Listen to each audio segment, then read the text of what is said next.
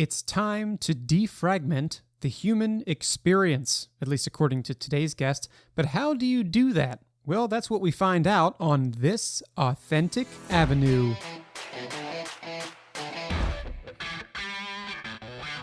Mass Luminosity, a global development and experiential technology company that seeks to invest in suspending disbelief.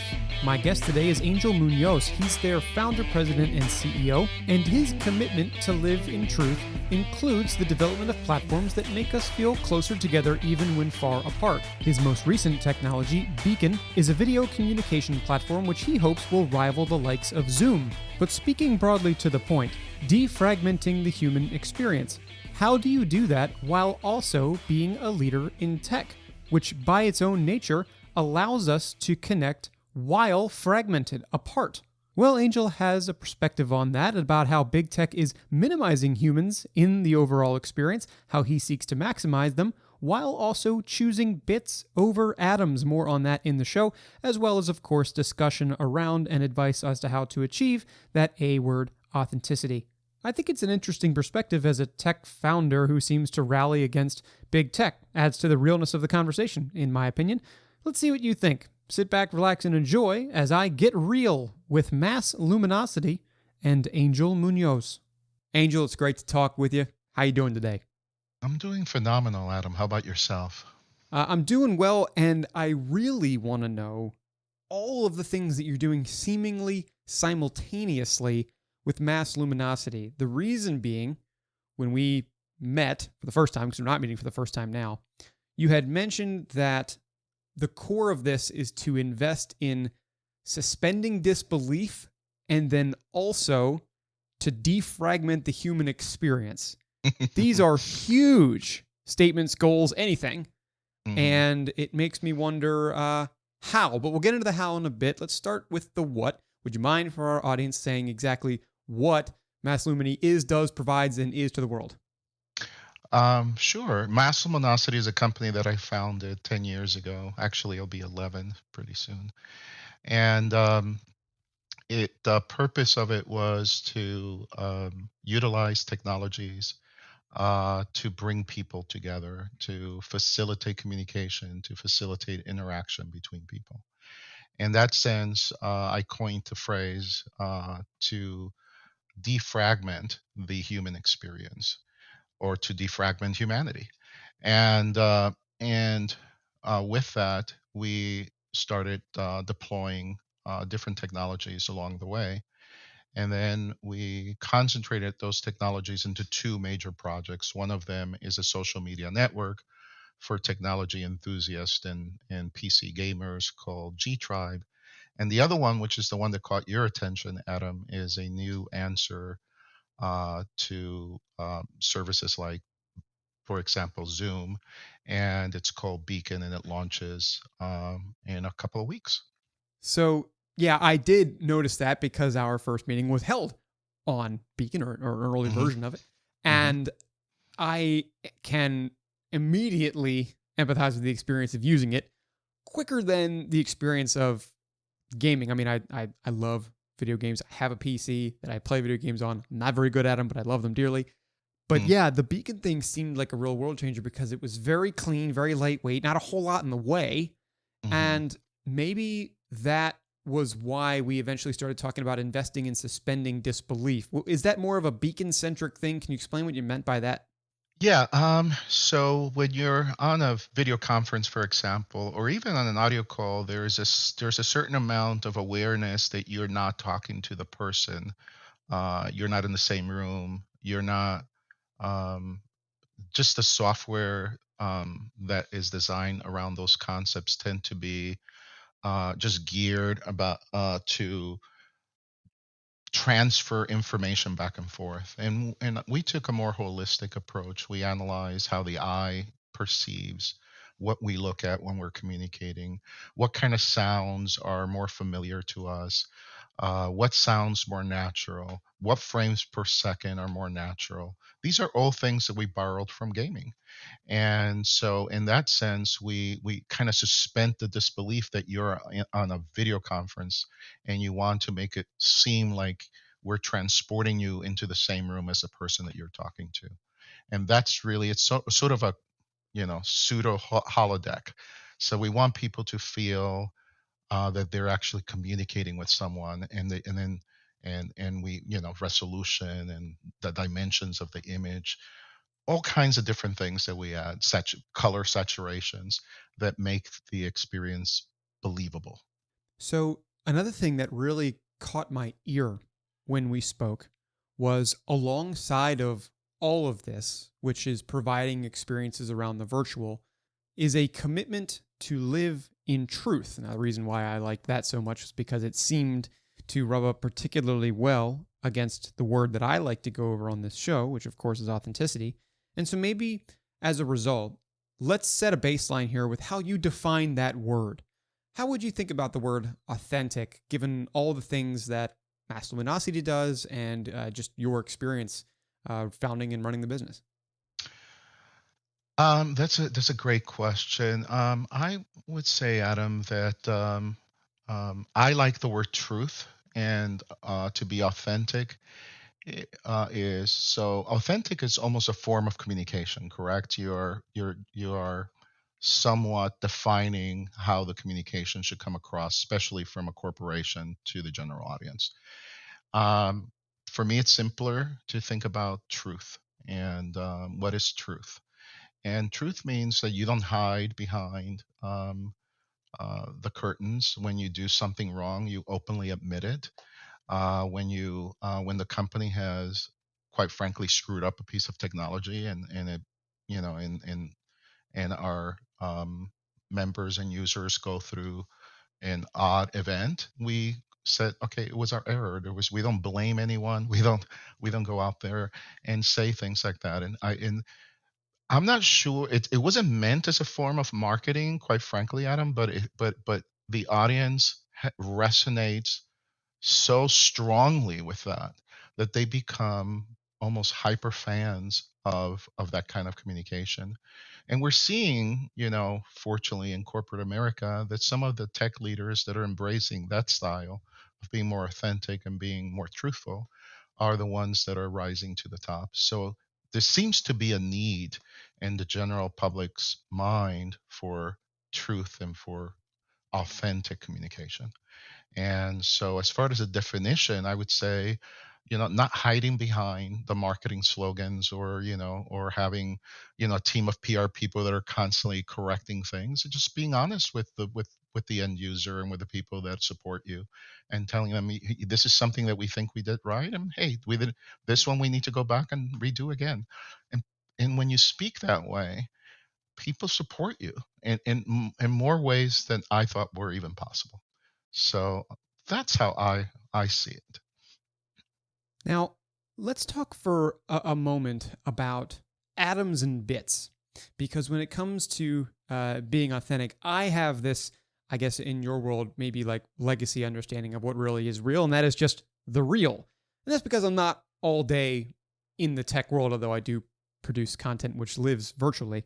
And specifically, what I mean by atoms versus bits, and listeners, this is ATOMS versus bits, is that when you choose or have the ability to choose between the virtual and the material, you choose the bits, Hmm. the virtual over that material. And Hmm. obviously, you like live your truth and you establish that commitment to live in it. How does that have an impact on authenticity, or does it? Well, that's in fact, that's the challenge. The challenge is, that's what motivates us. That's what drives us. Yes, bits, in the sense of opposites of atoms. That's a concept that was actually first discussed many years ago by Nicola Negroponte, in a book that he wrote, called Being Digital. And it really had a strong impact on me. But you're right. If you're in an atom format, meaning if we were sitting in the same room right now, all your senses are engaged, and it tends to be a lot more natural. But the challenge that I accepted, and the goal and the pursuit, is how do we turn those bit experiences and to be somewhat indistinguishable from atom experiences. So we will choose bits over atoms, but but but in the same sense, we want to bring as much as what we recognize as an atom or a material or a physical experience into that virtual domain. That's why Beacon is 4K resolution. That's why we use binaural audio. That's why we saturate colors. That's why we show landscape instead of squares or circles. It's because it produces a more natural response from people. The human mind, the brain has a way of perceiving reality. And games, you're a gamer, Adam. When you're in a game, you may lose that sense that you're inside the game. That's a moment of sort of suspension of disbelief. You may believe for a second that that's an altered reality that you've just entered. Why not do that with video conferencing? So that's what we decided to do. I have had that experience mostly in games that are, I guess, like super either intense or suspenseful. Mm-hmm. And that's when I put myself in there or perhaps am transported in there. But I want to stick. Go ahead. Because you're having a emotional response. So that emotional response is predicated by the technology that makes you believe for even a fraction of a second that you may be in you really are threatened. You really are saving the world. You really are in the post-apocalyptic reality. Those are exactly what games. Those are the major premises of games, to that suspension of disbelief. And then when I looked at video conferencing, and I saw just video conferencing. I just didn't see an effort to make those experiences more human and more and less taxing to the mind, to the eyes, and to seem more natural. When we talk about, or when you talk about the ways that make the experience more natural, the 4K, the binaural audio, the saturated colors, when it comes to defragmenting the human experience, as we started with, I think that certainly helps with that. But it implies that elsewhere, this almost purposely doesn't happen. So here's what I want to ask, because another thing that we had talked about prior is that it seems that what you are doing by defragmenting the human experience is just maximizing the input that the atoms have on the bits. Mm-hmm. Do you not see that happening elsewhere within larger big tech? I mean, my guess is no, but to what extent do you see that human side being minimized elsewhere, and how are you combating it?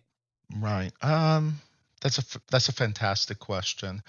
There are subtle ways, and then there's more obvious ways. So the best way to look at that, Adam, from my perspective, is to think about what reality needs to be created in people's mind if your interest is simply and only to maximize a return on investment on each person that's on your platform. So then you're motivated by another set of rules, which that are driven by, in some cases, through AI, in some cases through maximizing the amount of people that could be on a call and all that with no concern about anything else. So, for example, on social media, when you and I met, we talked about this a little bit, but we know the algorithms are there to create discord, to create animosity, to polarize people, and all that. Why? But the question, it's really not that it's happening; it's why is it happening? Why is fragmentation of human communication so profitable? And it's because it increases engagement. So I think through platforms like Beacon, that actually relax people, make them a little bit more natural, that we counteract that trend, and we make the world just slightly a little bit better place. So because it's a lot harder for you to be rude to a person if you really feel you're in the same room with them, Adam. So if you feel that they're just a little stamp and on your computer, they're a stamp size, image, or you don't even see them, then it's a lot easier for you to say nonsense things. So the way that we look at it, we always say, is like we want to bring another people to feel that they're in each other's home. So, because that's one area, it's very rare for somebody to walk into your home, Adam, and start insulting you. That's not really the way that we're wired. No, have not And happened. That's not happened commonly to me. exactly. And that's what we want to do with Beacon. I know it sounds like so aspirational, but we are getting reports back we have 30,000 people that are beta testing it, and we just got reports back even from our board of directors. Just sent comments back on the experience, and they're all saying that it's just incredible how it transports you and makes you think and believe that you are talking to someone and you're both in the same room. So you lose that. So that's a suspension of disbelief. Right. And listeners, I know that we're talking a lot about this and you can't see it because you are simply listening to us. Allow me to very briefly describe my first experience with this.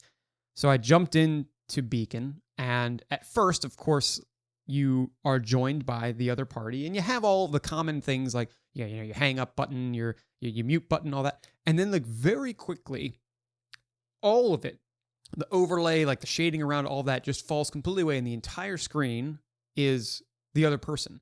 And that is not something that I get, I think, as far as I can remember, with like any other of these services. So I was like, with a game, it's like similar. Like if I'm playing a game and I'm like, I am more immersed by a game that has like minimal heads up display as opposed to like a big like World of Warcraft type hotkey board and like all this other crap that takes me out of the experience because I'm more focused on that than I am on the thing that I'm doing.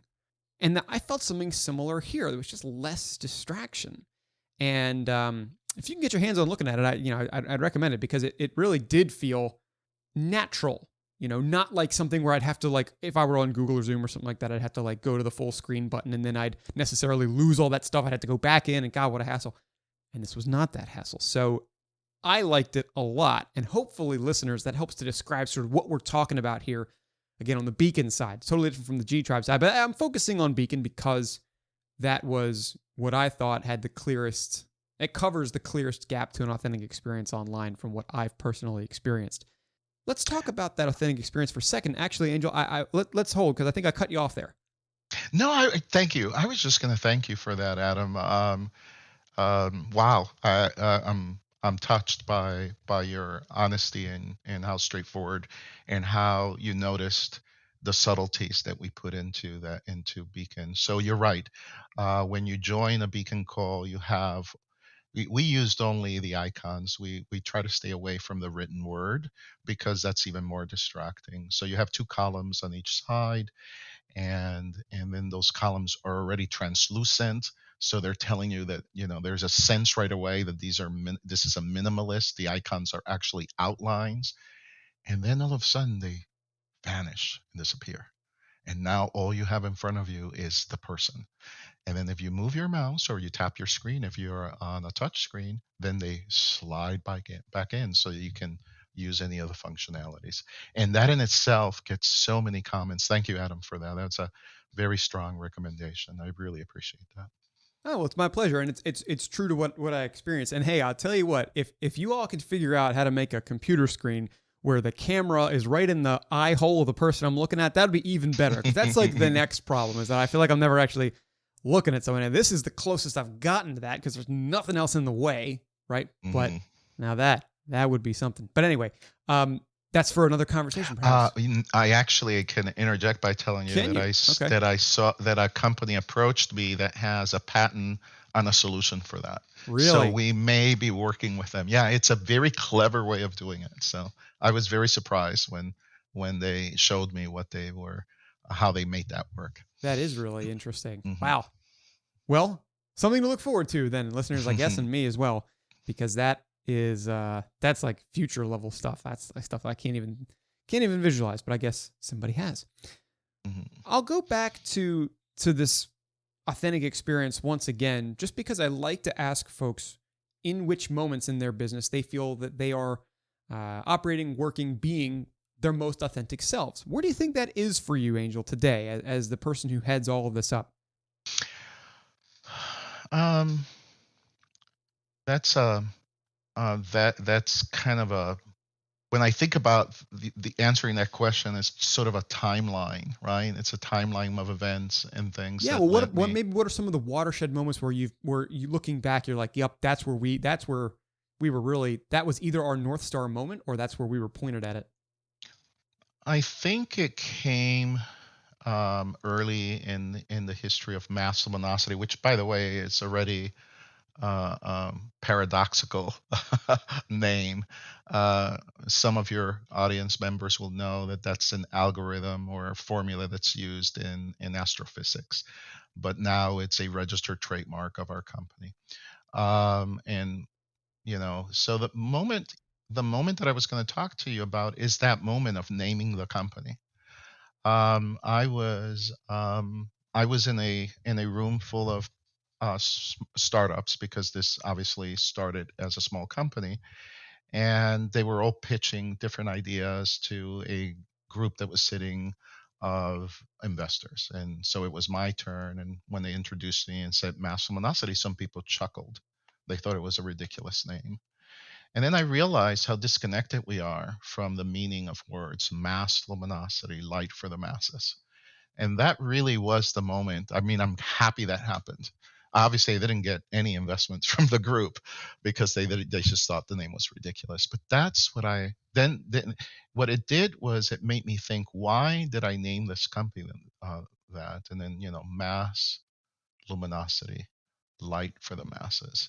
And that sort of was the realization point of, that means if you're going to be on the light side of the force, you want to be truthful and authentic. So they merged together.